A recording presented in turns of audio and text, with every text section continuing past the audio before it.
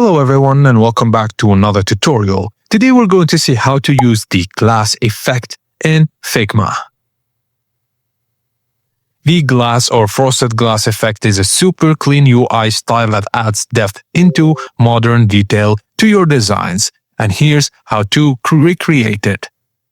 Firstly, start by creating the base shape for your glass element. Select the rectangle tool as the top of the screen and draw your rectangle everywhere on the canvas.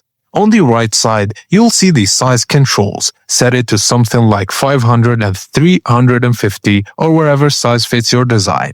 Just add 20px corner radius to soften the edges. And the fill color doesn't matter yet, so you can leave it as for it now. This shape will become the glass panel. Next, we give the rectangle that soft cloudy glass feel. In the fill section on the right, switch the fill type from solid to linear and create a gradient that goes from the top left to the bottom right and use the color EF, but adjust the opacity, start at 60% opacity and end at 8% opacity. This subtle gradient is what gives the panel a frosted look.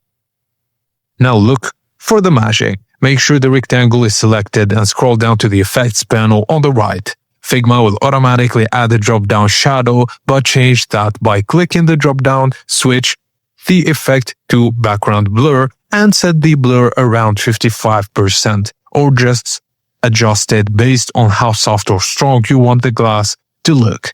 The change isn't obvious yet. The glass effect really shows once you add content behind it.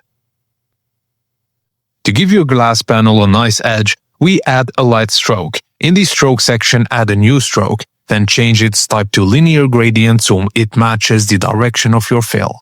Now set the stroke to be 2px and inside the shape and use the same gradient direction and subtle colors you used for the main fill. This gives your rectangle more depth and helps it look like real glass catching the light. And that's it guys, as simple as that. Thank you for watching and please don't forget to like and subscribe for more tips and tricks like this.